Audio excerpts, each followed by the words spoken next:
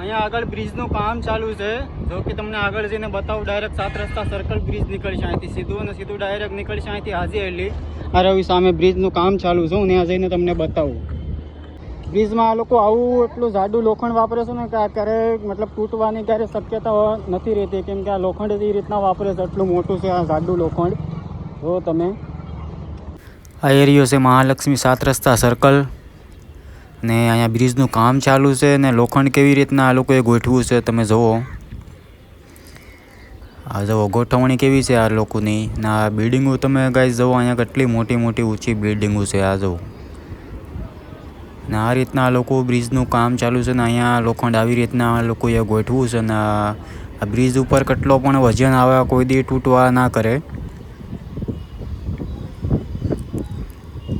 જોકે હમણાં કામ કરવાવાળા તો કોઈ દેખાતા નથી. બહુ મોટું બ્રિજ બને છે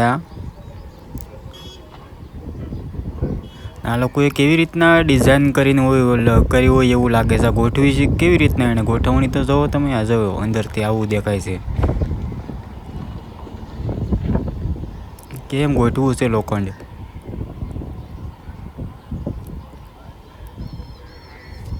આની અંદર માલ આવી જાય, માલ ભરશે પછી. આ જુઓ આમેથી કામ ચાલુ છે ત્યાંથી.